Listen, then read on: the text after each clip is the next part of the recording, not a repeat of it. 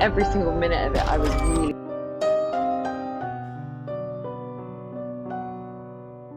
feeling the women that I spoke to had been through this.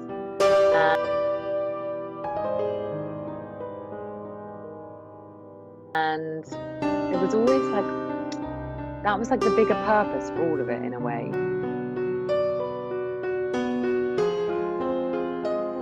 You know, where women spoke to me who had, some of them had never been able to speak to anyone about it, or had never been asked, or felt like it wasn't something that anyone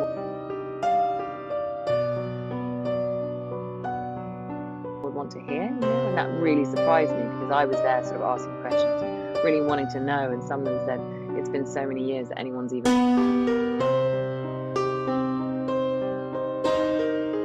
asked me. And so there was such a silence around that it felt like such a female story, and it felt so important for women.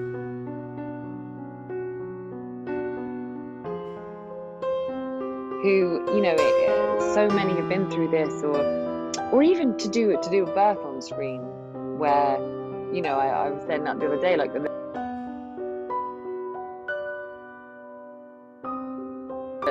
we've seen so many men die on screen, but we haven't seen women give birth, when like it's the most universal thing that will connect us. So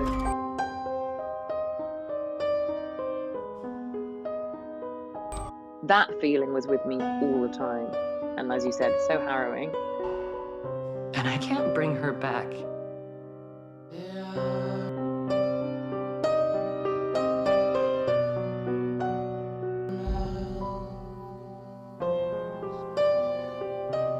How are you?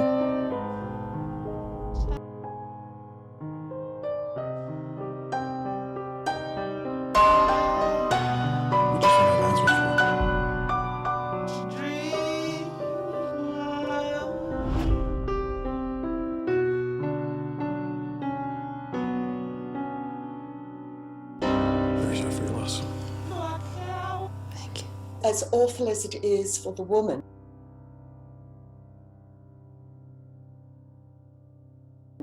society doesn't really allow men to grieve. They have to be strong and silent. And I was wondering if you and Shia maybe discussed the different ways society expects the genders to handle this issue.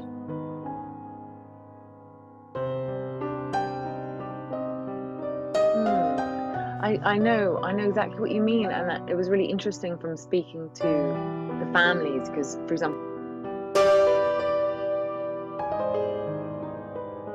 one woman I spoke to called Kelly, her husband Nick and her had like a totally different experience, and it was really difficult for them to understand each other because languages of grief for everybody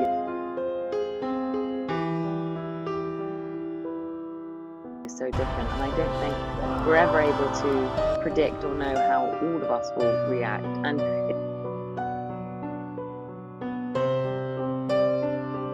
especially with this, because it does feel like, you know, the woman has carried the baby for 9 months, and then so her relationship with the baby is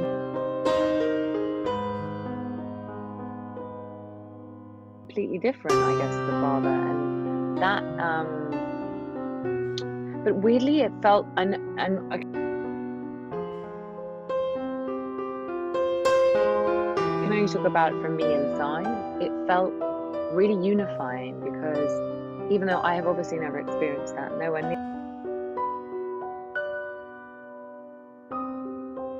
near that level of grief, we've all been through times where we've lost something really precious to us, or someone, you know,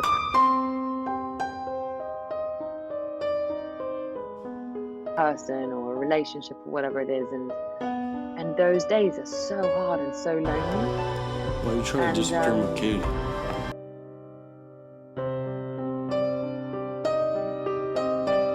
Because we don't have a kid. I think it's the courage to go through it on your own and to find your own way.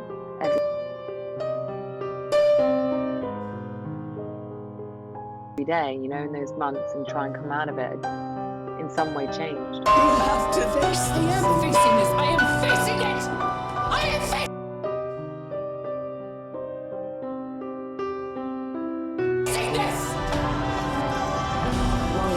think about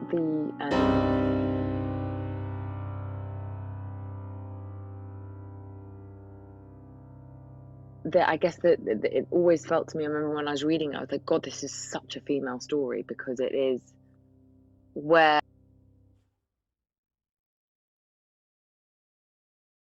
like women might be expected to be in deference, or like or smaller than they are, or it felt like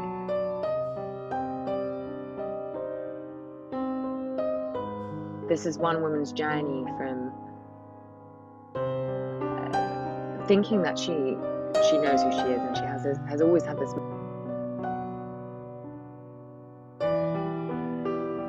mother who's had such expectations about exactly who she should be, and she should never fail at anything, and she has to be strong no matter what, and she finds her own way. Her whole